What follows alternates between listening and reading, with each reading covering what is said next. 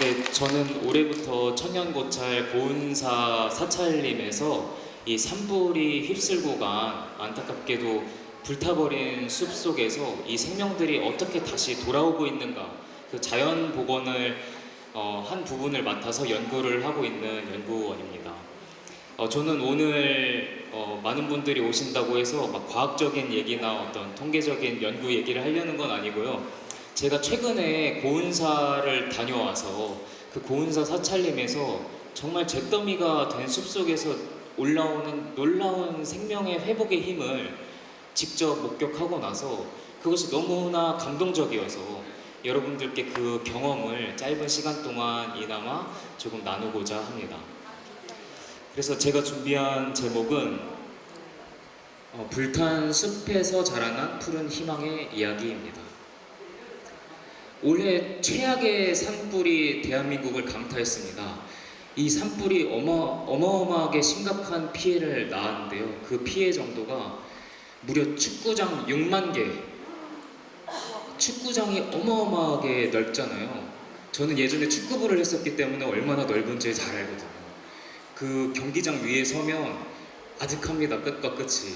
저 골대에 달려가서 골을 넣어야 되는데.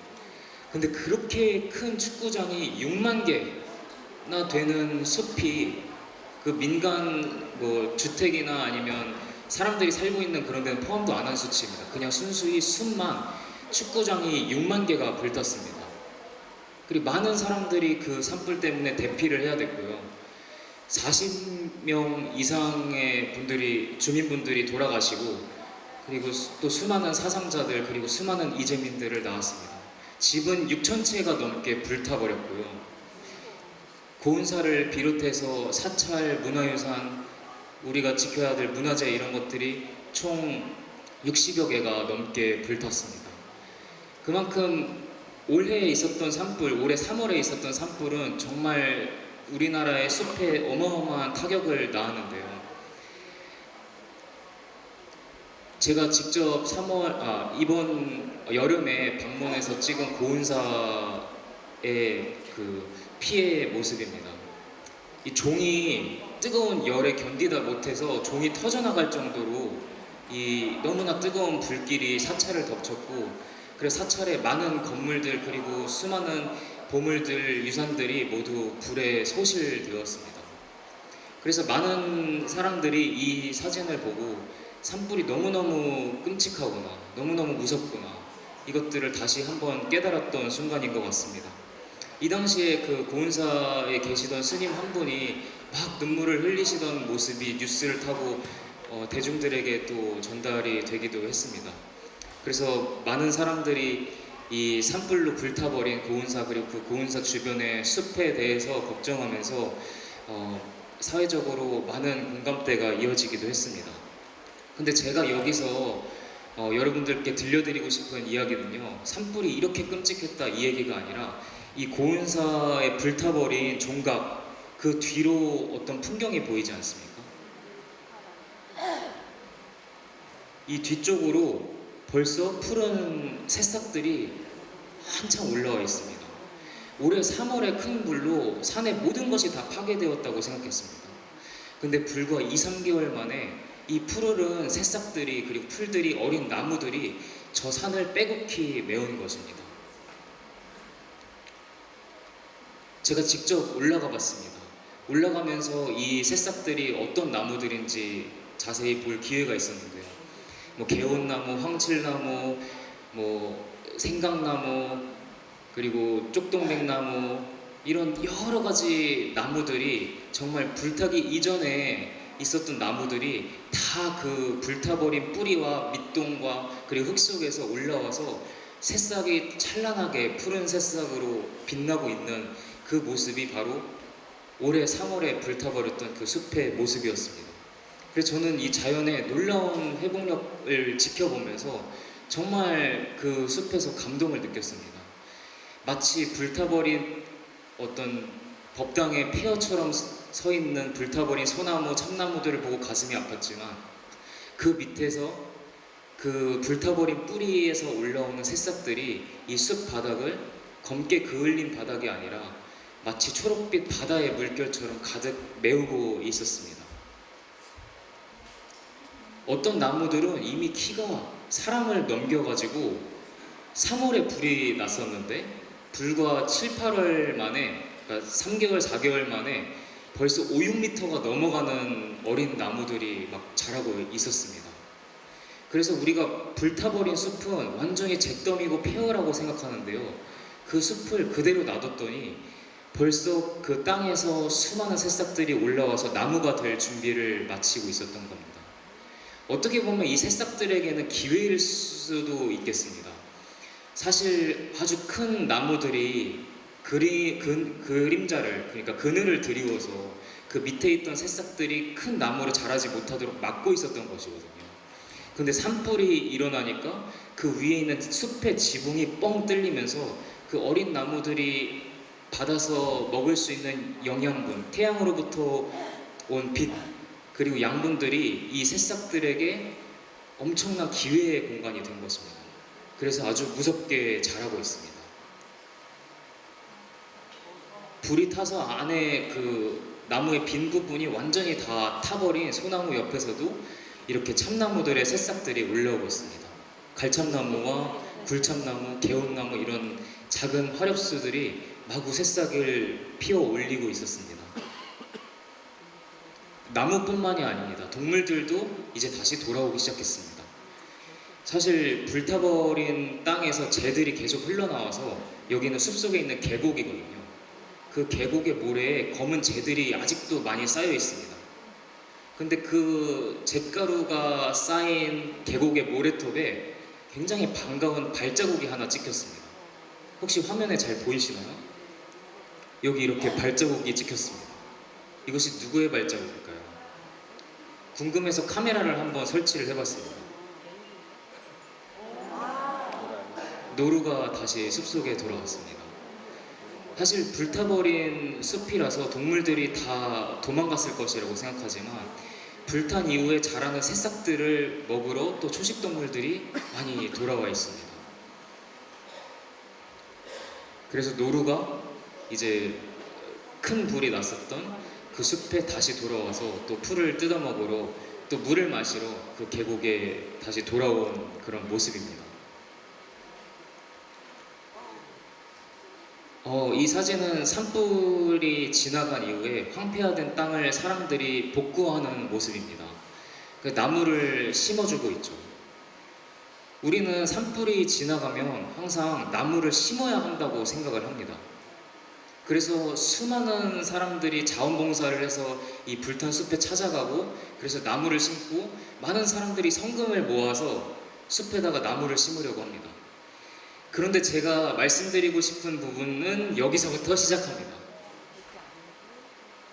가만 놔두면 이렇게 스스로 풍성해지는 숲인데 나무를 심는 땅은 지금 새싹이 하나도 없습니다. 나무를 심는 땅이 왜 이렇게 된 걸까요? 사실 이 나무를 심기 이전에 이런 작업을 거칩니다. 불탄 숲을 긴급 벌채라는 명목으로 이 나무들이 쓰러져서 산사태가 나는 것을 예방하고 또 나무를 심기 위한 공간을 마련한다는 명목으로 이 숲에 포크레인과 중장비들이 들어가서 살아있는 나무들을 전부 다 베어버리고 그리고 그 밑에 있는 흙들을 다 쓸어갑니다. 그 이후에 우리는 나무를 심습니다. 저는 이 사진을 보고 처음에 정말 이상함부터 느꼈습니다. 아니 가만히 놔두면 새싹들이 막 올라와 있어야 되는데 왜 땅이 이렇게 됐지? 알고 보니 우리가 나무를 심기 위해서 불탄 숲을 2번 죽이고 있었던 것입니다. 그래서 숲에 있는 불타버린 나무들의 잔해들은 사실 우리가 겉으로 보기엔 다 죽어버린 나무들 같지만 제가 앞서 보여드린 것처럼 그 뿌리들이 살아있고 그 밑동들이 다 살아있습니다. 그래서 그곳에서 새싹이 아주 빠른 속도로 올라옵니다. 우리가 나무를 심어서 심긴 나무보다 훨씬 더 빨리 자랍니다. 그러니까 출발선부터가 다른 겁니다. 우리가 나무를 심으면 굉장히 어린 새싹들을 심게 되는데 그 새싹이 더 빨리 자랄까요? 아니면 원래 땅에 뿌리가 쫙쫙 뻗어있던 커다란 나무에서 올라온 새싹이 훨씬 빨리 자랄까요? 그래서 지금 이 산에 가보면 사람들이 나무를 심었던 지지대밖에 없습니다. 지지대만 남기고 그 심었던 나무는 사라져 있습니다. 그럼 옆에서 자라던 그 불탄 나무의 새싹들이 그 지지대를 완전히 다 덮어버립니다.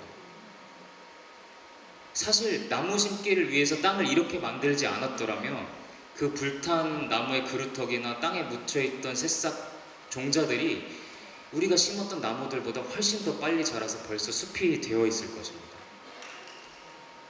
이런 차이가 있습니다. 바로 여기가 우리가 인위적으로 나무를 심으려고 지금 산을 다 깎고 불탄 나무들을 이렇게 일렬로 쌓아둔 모습입니다. 그리고 여기에 나무를 일렬로 심습니다. 그리고 이곳은 그냥 그대로 놔둔 곳입니다. 불과 몇 개월 만에 숲이 이런 차이를 보입니다. 과학적으로도 이미 연구가 다 되어 있습니다. 강원대학교에서 이미 20년 넘게 이 동해안 속초 산불 이후로 20년 동안 추적 관찰을 했습니다. 사람들이 들어가서 나무를 심은 것과 그리고 자연 상태로 그대로 내버려뒀을 때 이 숲이 어떻게 변하는가? 어느 쪽이 자연복원이고 어느 쪽이 인공적으로 나무를 심은 곳일까요?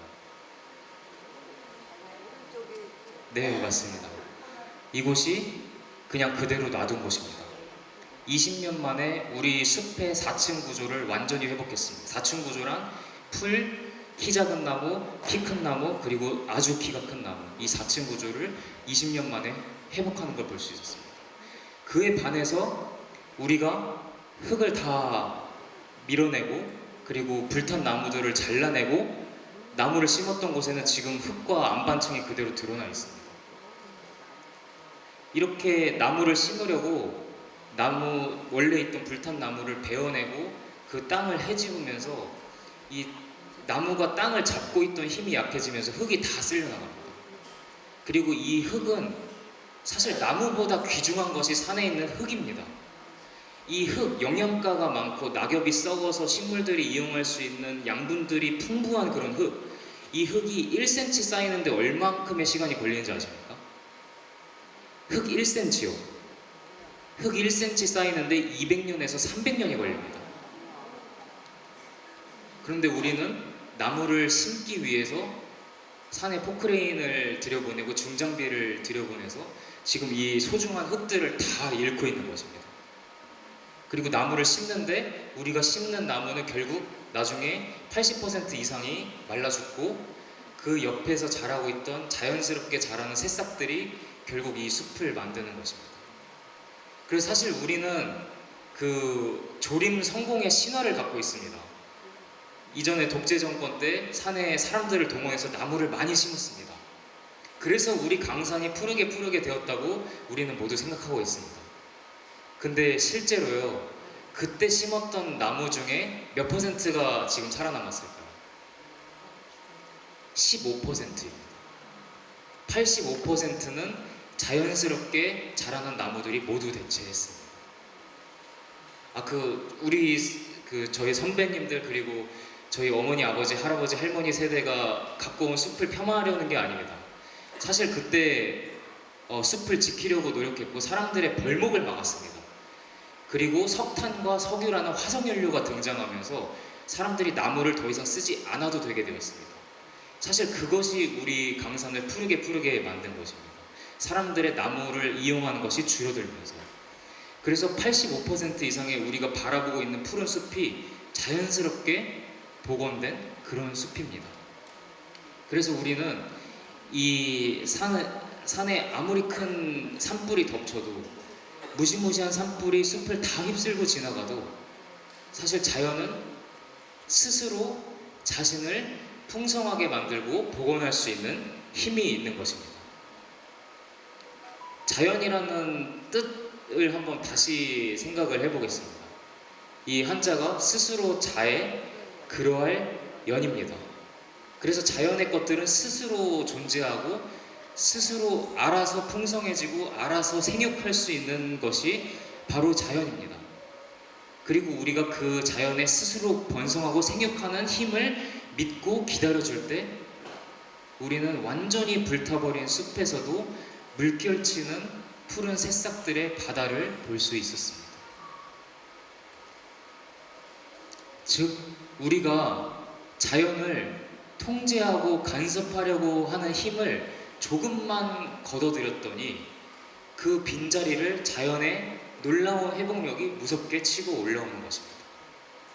지금까지는 식물 이야기만 했는데요. 나무 이야기만 했는데 실제로 우리가 자연의 스스로 통치하는 힘, 그러니까 포식자의 먹이사슬을 복원시켜서 또 자연을 놀랍게 복원한 사례가 있습니다. 우리는 자연복원 하면 항상 나무를 심어야 된다, 뭘 서식지를 만들어줘야 된다 이렇게 생각하는데 놀랍게도 미국의 옐로우스톤 국립공원이라는 곳에서는 늑대가 돌아오면서 자연이 스스로를 굉장히 풍성하게 만든 사례가 있습니다. 이 옐로우스톤 국립공원 근처에는 양치기들이 많습니다. 이 목축을 하기 때문에 양과 소를 잡아먹는 늑대는 이 농민들의 제1호 적이었습니다.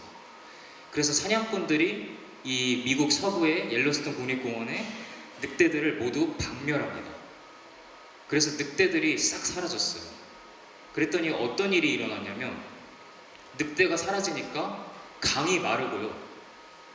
강 주변에 있는 풀과 나무들이 다 사라지기 시작합니다. 왜 그랬을까요?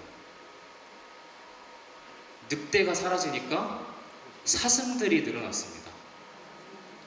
사슴들이 마구마구 늘어나면서 이 강변에 있는 풀들을 다 뜯어먹었습니다. 예전에는 사슴들이 늑대 눈치 보면서 살았습니다. 물도 마실 때요, 강으로 달려와서 쪼르륵 마시고 다시 산으로 도망가고 이런 식으로 사슴들이 살았습니다. 근데 늑대가 돌아오니까요, 이 물가에서 죽치고 앉아서 물도 마시고 풀도 뜯고 주변에 있는 열매도 먹고 이랬던 초식동물들이 이 두려움이 생긴 겁니다. 이 두려움이 생기니까 몸을 자꾸 숨기게 돼요. 그래서 강에 머무르는 시간이 짧아집니다. 그랬더니 강 주변으로 이 사슴들이 뜯어먹던 풀과 나무들이 일제히 돌아오기 시작했습니다. 풀과 나무들이 돌아오니까 무엇이 또 돌아왔을까요? 새들이 돌아왔습니다. 새들이 돌아오니까 그 새들이 다른 데서 열매를 먹고 블루베리 같은 걸 먹고 여기 와서 똥을 쌉니다. 그러면 그 똥에 또 씨앗들이 있죠. 그래서 그런 열매를 가진 나무들이 또 왕성하게 돌아옵니다. 그 열매를 가진 나무들이 돌아왔더니 이제 곰이 돌아옵니다. 곰이 그 열매를 따서 먹으려고. 그리고 곰이 돌아오니까 곰은 새에 비해서 말도 안 되게 많은 푸짐한 똥을 쌉니다. 그러니까 주변에 있는 식생들이 훨씬 더 풍부하게 돌아오면서 또 무엇이 돌아오냐? 비버가 돌아옵니다. 비버가 왜 돌아왔을까요? 비버는 나무를 잘라서 댐을 만들고 집을 짓습니다. 비버가 돌아오니까 또 댐을 만듭니다. 댐을 만드니까 강물이 졸졸졸 흐르던 것이 물웅덩이가 넓어지겠죠. 그 물웅덩이가 넓어지니까 예전에 사라졌던 잔잔한 물에 살던 물고기들이 돌아옵니다. 그리고 그 물고기들이 돌아오니까 그 물고기들을 먹고 사는 독수리, 맹금류들이 또 돌아옵니다. 이런 식으로 늑대가 돌아왔더니 이 자연이 손에 손을 잡고 계속해서 스스로 풍성해지게 되는 겁니다. 이것이 바로 자연의 놀라운 회복력, 그리고 생태계의 놀라운 연결망의 회복 탄력성이 이야기되는 이유입니다. 그래서 전 세계적으로 지금 늑대를 돌아오게 하고, 유럽에서는 들소를 돌아오게 하고, 멧돼지를 돌아오게 하고, 이런 운동들이 계속해서 퍼져나가고 있습니다. 제가 왜 산불 얘기를 하다가 갑자기 동물 얘기를 하냐면요, 이것이 다 같은 맥락, 자연에게 주도권을 돌려주자는 겁니다. 우리는 이상하게 자연 복원이다, 자연 회복이다 라고 하면서 우리가 포크레인을 보내고 중장비를 보내서 숲을 헤집어 놓고 거기다 다시 나무를 심으면서 자연에게 주도권을 오히려 빼앗아 오고 있었습니다. 그래서 이제 자연 복원이라는 말, 그리고 자연 회복이라는 말은 다시 달리 쓰여져야 됩니다. 바로 이 자연에게 우리가 가지고 있던 통제권, 주도권을 내려놓는 쪽으로 우리는 다시 자연복원의 방향에 가야 된다고 이야기를 하고 있습니다. 시간이 별로 없어서 빨리 진행하겠습니다. 이 사례는 독일의 사례인데요. 우리는 멧돼지가 나타나면 어떻게 하죠? 서울에 멧돼지가 나타나면 난리가 납니다. 신촌에 얼마 전에 멧돼지가 나타났거든요. 그래서 우리 도심에서는 멧돼지라는 동물이 나타나면 항상 포획, 사살해야지 이 사건이 종료가 됩니다. 근데 이 멧돼지랑 그냥 잘 사는 나라도 있습니다. 여기 독일 베를린입니다. 멧돼지 가족이 있는데 사람들이 사진 찍고 있습니다. 그리고 여기는 이 나체 할아버지는 일광욕을 공원에서 하시다가 자기 속옷이랑 노트북을 저 가방에 다 넣어놨는데 멧돼지가 물고 도망쳤습니다. 그래서 이분은 지금 나체로 멧돼지를 쫓아서 내 옷이랑 노트북 돌려주라고 달려가고 있는 거죠. 이렇게 공존하는 도시가 있습니다. 근데 멧돼지가 노트북이랑 이 속옷 가져갔잖아요. 그래서 당국에서 이 멧돼지를 쏴 죽이려고 했습니다. 포획하려고 했어요. 그랬더니 시민들이 들고 일어나서 어떻게 이 멧돼지를 죽일 수 있냐. 그래서 수많은 베를린 시민들이 반대를 해서 이 멧돼지를 지켜냈습니다. 이 멧돼지는 지금 애칭도 있습니다. 근데 지금 우리나라의 현실에서는 이런 동물들이 우리 곁으로 다가오면 너무너무 낯선 겁니다. 그리고 너무너무 낯서니까 우리가 받아들일 수가 없는 겁니다. 오소리 사례가 최근에 있었습니다. 오소리가 경기도 하남시의 어떤 신도시 아파트에서 많이 출연을 하기 시작합니다. 그러니까 오소리를 보고 사람들이 신기하니까 다가가서 사진 찍죠. 근데 이 오소리가 새끼를 지키고 있거나 아니면 짝짓기 시기에 굉장히 예민해져 있을 때는 그렇게 다가가면 공격을 하기도 합니다. 그래서 사람들이 물려서 다치는 경우들이 있었어요. 그래서 이 오소리를 하남시에서 환경부 지정 유해 야생동물로 지정해달라고 얘기를 했습니다. 유해 야생동물로 지정하면 이제 총기로 사살이 가능합니다. 그 전까지는 오소리가 사살을 할 수 없는 보호 야생동물이었습니다. 다행히도 환경부가 받아들이진 않았지만 이런 사건들을 보면 우리가 야생의 존재 그리고 야생의 존재들이 우리 곁으로 돌아왔을 때 참을 수 있는 인내력이 얼마나 부족한 사회인지를 드러내는 것 같습니다. 제가 말씀드리고 싶은 건 도시에 출연해서 이렇게 끌려나가는 멧돼지, 사살당해서 끌려나가는 멧돼지와 이 산에서 산불이 난 이후에 나무를 심어야 된다라고 말하면서 산을 더 파괴하는 이 두 가지 현상이 본질적으로 다르지 않다는 겁니다. 인간이 자연에 대한 통제력을 내려놓을 줄 몰라서 발생하는 일이라는 것입니다. 그리고 그 인간이 자연에 대한 통제력을 내려놓지 못함은 점점 더 많은 위기들을 발생시키고 있습니다. 자연이 파괴되고 이 생태계의 연결의 끈이 끊어지면서 점점 더 우리의 생태계는 약해지고 취약해져서 이제는 어쩌면 스스로 다시 돌아올 수 있는 그 회복의 한계를 넘어버렸다라고 이미 이야기하는 과학자들도 있을 정도입니다. 하지만 이번 산불을 계기로 우리가 그 고운사 사찰림에서 산불 이후에 인간이 통제력을 발휘하지 않아도 자연은 스스로 회복하는구나, 이것을 우리가 깨달으면서 많은 변화들이 또 생기고 있습니다. 많은 시민들과 그리고 환경단체 그리고 많은 사람들이 이 지금까지 관행적으로 그리고 많은 이해관계 속에서 이루어졌던 이 산불 대응의 잘못된 회복 정책을 비판하는 목소리를 이제 막 시작을 했습니다. 여전히 외로운 상태지만요. 그리고 최근에 고은사 주지스님인 등훈 스님께서, 저는 이분이 생태학을 전공하신 분은 아니지만 그 등훈 스님 이야기를 들으면서 이분이 산에 사는 다양한 생명들을 계속해서 관찰해 오면서 생태학을 이미 통달하셨구나, 이런 생각이 들었습니다. 그래서 고은사 주변의 산은 자연복원이 힘든 곳이다, 인공복원이 힘든 곳이다, 산에서 나무를 심어줘서 복원될 게 아니다. 그래서 전국에서 최초로 사유지 사찰림 중에서 최초로 이 불탄 숲을 그냥 그대로 둬보는 실험을 앞장서서 진행을 하고 계십니다.